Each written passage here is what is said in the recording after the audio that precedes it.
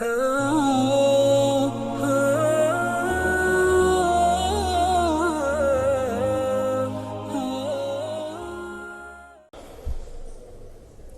punya permainan ini? Umat Islam pecah begini.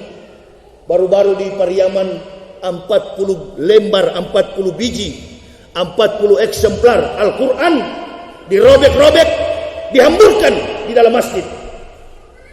3 hari lalu pesantren yang ada di Lamongan milik pesantren Muhammadiyah dibakar. Imam ditusuk, ulama dianiaya. Siapa punya perbuatan? Perbuatan PKI. Anak cucu PKI jumlahnya sudah mencapai 20 juta di Indonesia. Pengakuan dari Ripka Ciptaning, seorang anggota parlemen DPR RI, bahwa populasi anak cucu PKI di Indonesia sudah hampir 20 juta. Ini sekarang. Ibu bapak jangan berpikir ini Indonesia baik-baik saja. Supremasi hukum sudah tidak baik. Keadilan sosial di masyarakat sudah tidak baik. Masyarakat Papua sudah minta merdeka.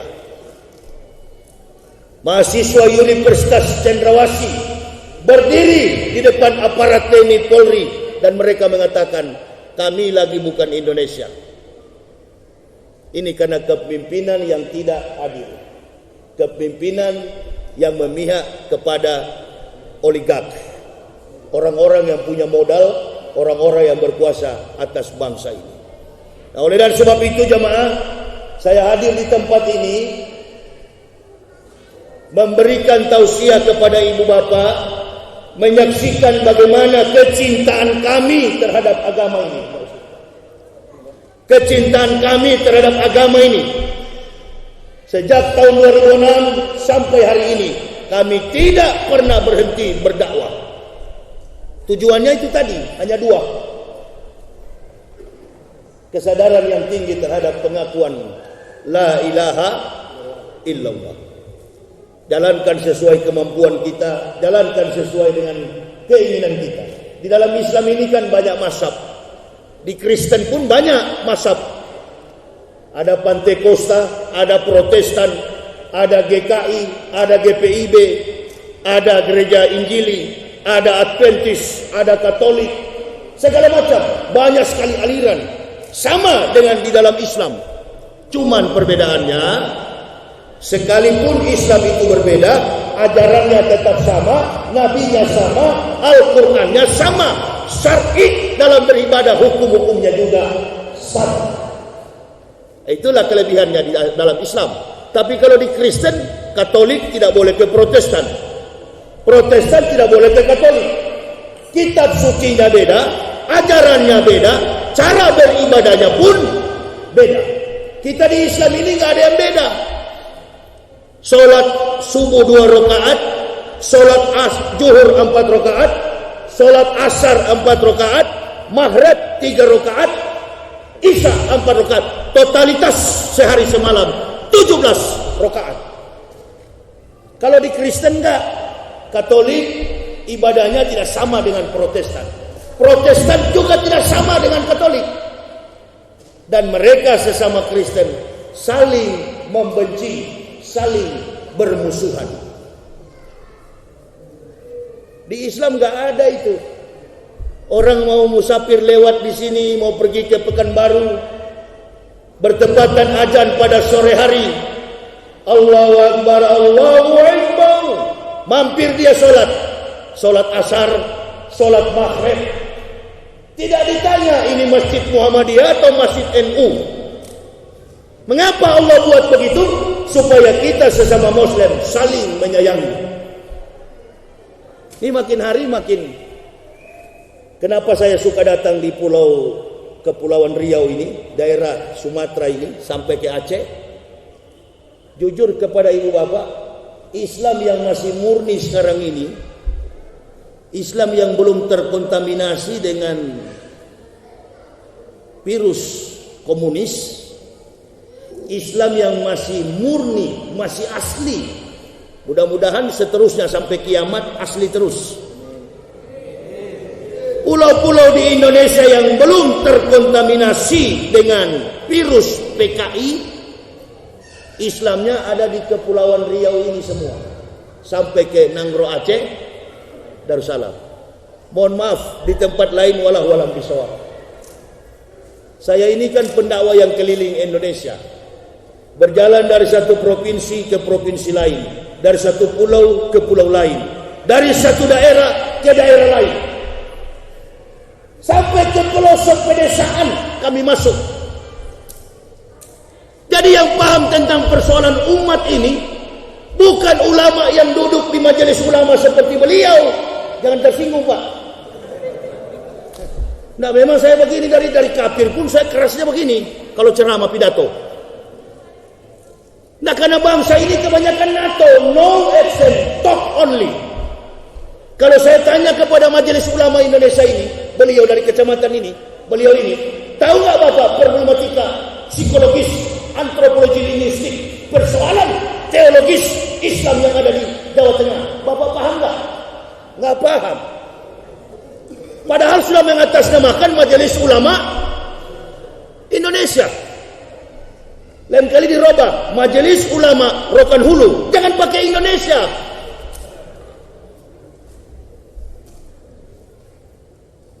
Mengaku sebagai pemimpin agama tapi tidak tahu kehidupan agama. Mengaku sebagai presiden, mengaku sebagai menteri tapi tidak tahu persoalan masyarakat. Ini persoalannya yang terjadi di bangsa kita. Belusukan kalau ada maksud kata Nabi wa ahli rustaqi bil jahli. Ini kan dari awal kita sudah salah. Wa ahli rustaqi bil jahli. Orang kampung karena bodoh. Sementara untuk menertibkan dunia ini dibutuhkan bi ilmi ulama, ilmu para ulama.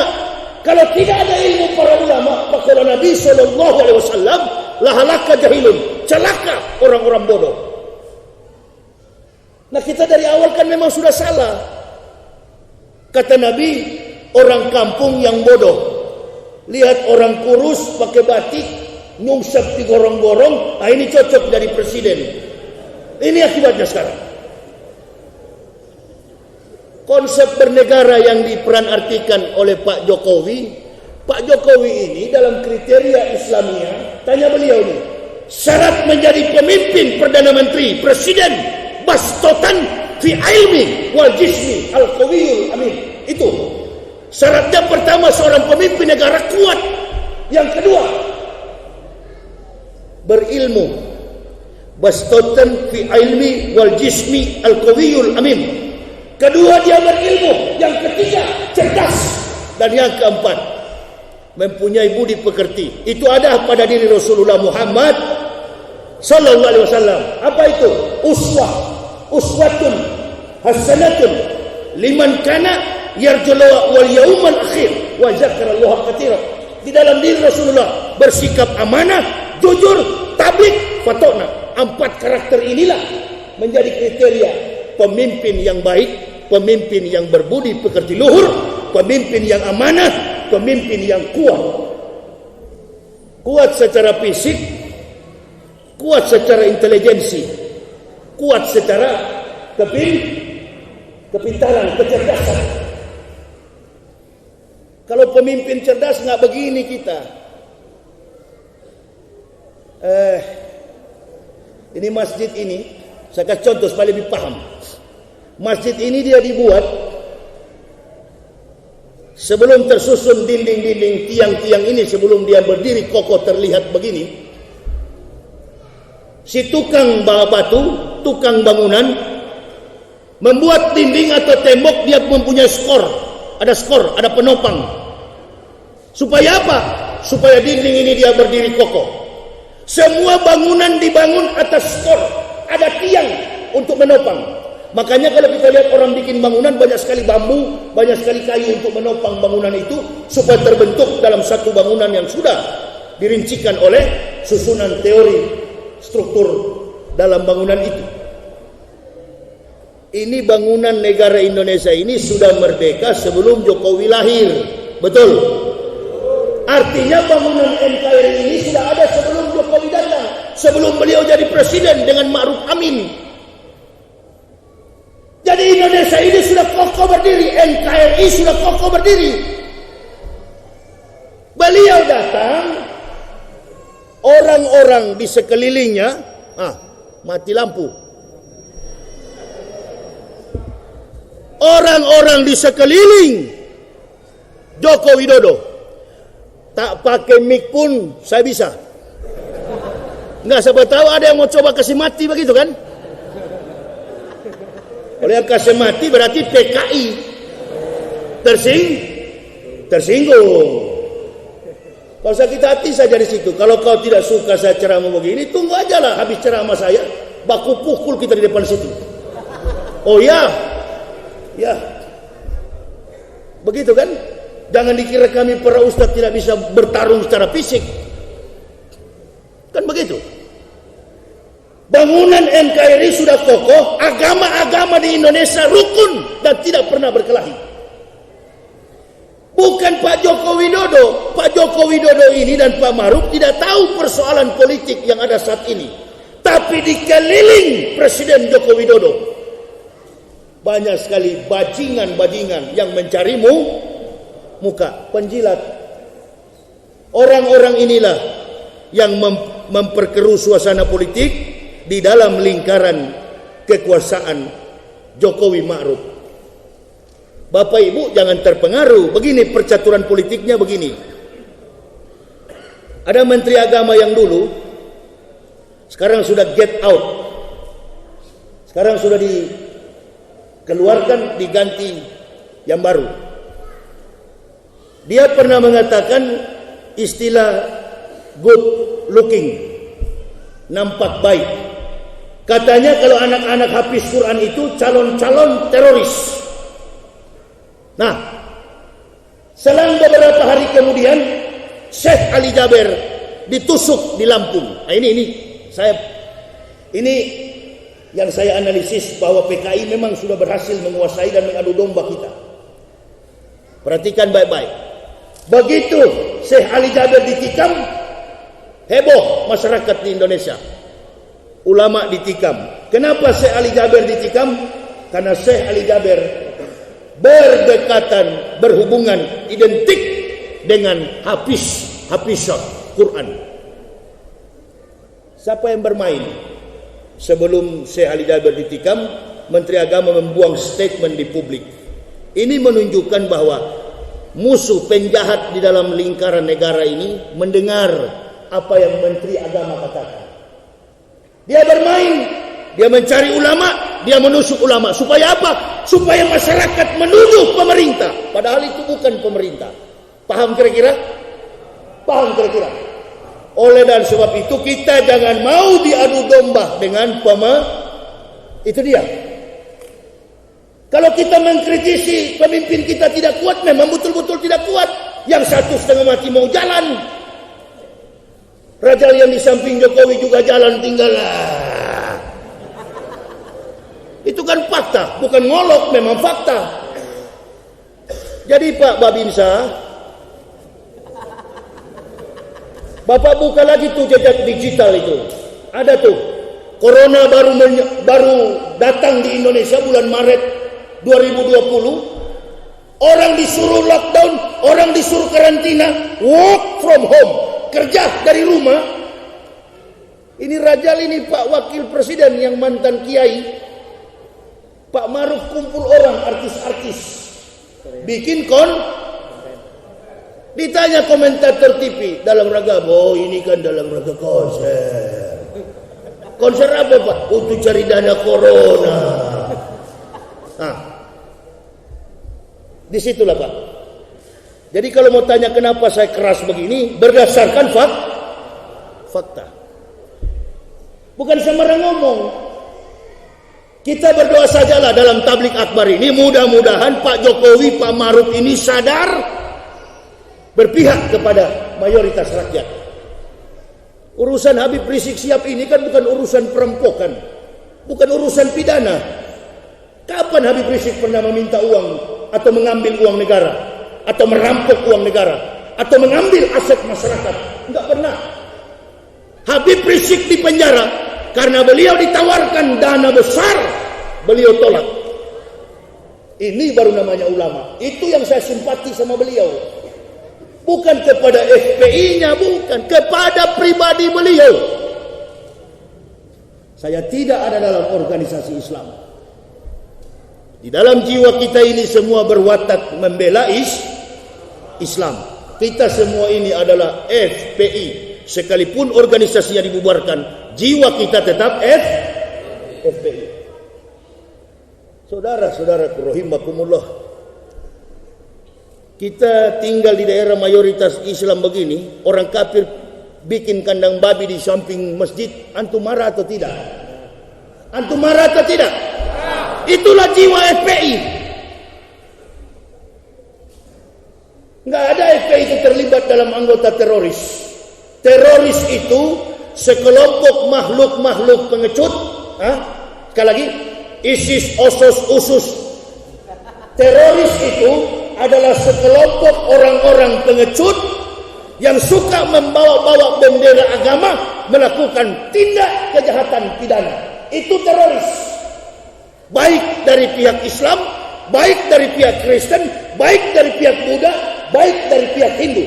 Melakukan perbuatan genosida, membunuh, merampas hak orang. Itu adalah teroris. Islam tidak pernah mengenal ajaran itu. Saya akan baca tingkat kejahatan dunia supaya ibu bapak sadar apa betul yang saya katakan. Saya akan rangkum dalam sebuah Wikipedia temuan tingkat kejahatan negara-negara di dunia dengan perlakuan maksiat. Yang pertama adalah 10 negara dengan tingkat perampokan tertinggi di dunia. 10 negara dengan tingkat perampokan tertinggi di dunia. Apa Indonesia ada enggak? Yang pertama Denmark dan Finlandia. Mayoritas Denmark dan Finlandia beragama Kristen. Yang kedua Zimbabwe beragama Kristen mayoritas negara ini. Yang ketiga Australia mayoritas Kristen. Kanada mayoritas Kristen. New Zealand, Selandia Baru, mayoritas Kristen. India, mayoritas Hindu. England and Wales, mayoritas Kristen.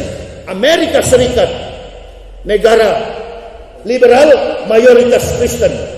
Kemudian Swedia, mayoritas Kristen. South Africa, Afrika Selatan, mayoritas Kristen. Ditambah lagi 10 negara dengan tingkat ketagihan alkoholik, peminum alkohol, pemabuk di dunia. Yang pertama adalah Moldova, beragama Kristen mayoritas. Belarusia, Kristen. Lithuania, mayoritas beragama Kristen. Rusia, beragama Kristen mayoritas. Republik Ceko, mayoritas beragama Kristen. Ukraina, beragama Kristen mayoritas. Andorra, Rumania, Serbia, Australia, Netherlands, mayoritas beragama Kristen. Kemudian negara dengan tingkat pembunuhan tertinggi di dunia. Di Indonesia baru 6 orang pemuda. Ini tingkat pembunuhan tertinggi di dunia. Yang pertama Honduras, mayoritas penduduknya beragama Kristen. Kemudian Venezuela beragama Kristen. Belize beragama Kristen. El Salvador mayoritas Kristen. Guatemala mayoritas beragama Kristen. Tingkat pelacuran tertinggi di dunia. Yang pertama tingkat pelacuran tertinggi di dunia adalah Thailand, mayoritas Buddhis. Yang kedua Italia, mayoritas Kristen. Kemudian Jerman, Kristen. Prancis, Kristen. Norwegia, Kristen. Belgia, Kristen. Spanyol, Kristen. United Kingdom, Kristen. Finlandia, Kristen. Ada enggak agama Islam? Ada enggak agama Islam? Al-Islamu ya'lu. Al-Islamu ya'lu wala yu'la alaihi. Agama Islam itu agama yang tinggi. Pakai logika kita jamaah. Jangan mau kita ditipu dengan konspirasi komunis saat ini. Lalu kita orang Islam memihak kepada komunis. Ada itu di YouTube. Saya orang Islam, tidak suka dengan Habib Rizik.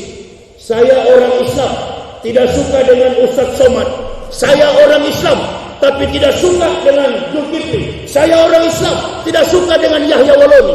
Dia mengaku Islam, tapi dia membenci ulama. Itu sebenarnya bukan orang Islam. Mereka itu sebenarnya keturunan PKI.